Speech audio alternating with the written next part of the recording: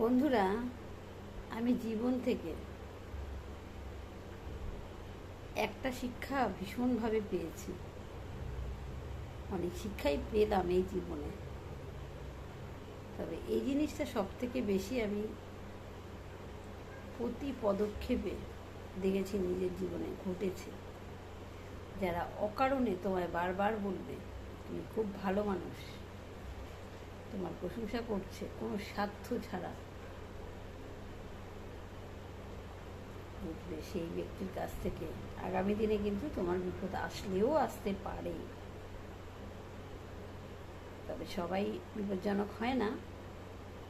অনেকে মানুষের কথাবার্তা, চাল চলন সব কিছু দেখে পছন্দ করেন, তাই হয়তো বলে তুমি ভালো। 100 ভাগের মধ্যে কিন্তু 70% লোকই কিন্তু ওই সন্দেহজনক। আর যে অকারণে তোমার বারবার খোঁজ খবর নেবে, সে ব্যক্তিও কিন্তু তোমার জন্য বিপজ্জনক। জানবে স্বার্থ ছাড়া কেউ তোমার অকারণে খবর নেবে না বারবার। চারিদিকে লোভ, লালসা গিরগির করছে, সাবধান।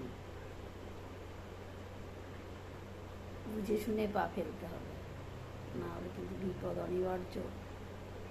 খুব ভয়ঙ্কর এই পৃথিবী। সবাই ফাঁদ পেতে রয়েছে তোমার জন্য। 1000 বার ভেবে সেই জালে পা দেবে, না হলে কিন্তু বিপদ দাঁড়িয়ে আছে দরজার পাশে।